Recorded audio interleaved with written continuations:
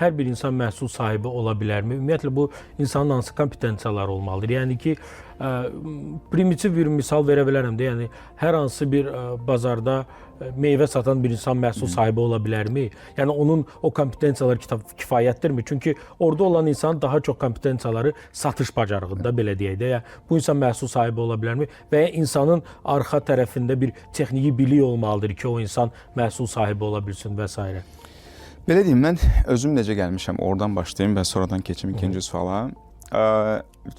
Bir 9-10 il bundan qabaq hər kəsin belə bir periodu olur ki, özü vaxt arırsan. Çünki mən özüm ixtisasca ekoloqam. Mən başa düşdüm ki, ekologiya ilə bağlı mən öz istədiyim bir işi yəni ki, tapa bilməyəcəm, istədiyim maaşı qazana bilməyəcəm. Ona görə axtarışa çıxdım ki, nə ilə məşğul olum bəs. Və fərqli yerlərdə könüllü kimi işləyirdim. Hər yerdə könüllü kimi işləmişəm. HR-dan tutmuş marketinq, hər bir yerdə işləmişəm ki, sırf görüm hansı işlər var ümumiyyətlə bazarda və mən özümü hansı sənə daha uyğundur? Mən özümü harda daha çox xoşbəxt hiss edirəm.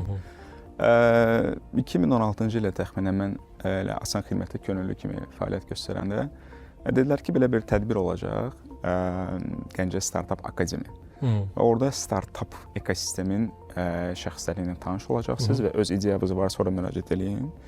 Maraqlı gəldi, çünki startup həmin vaxt təzə-təzə yaranırdı və bir neçə nəfər şəxslər var idi ki, Azərbaycanda. O şəxsləri sadəcə tanımaq istəyirdim. Və ideya verdim, qəbul oldum, biz getdik Gəncəyə.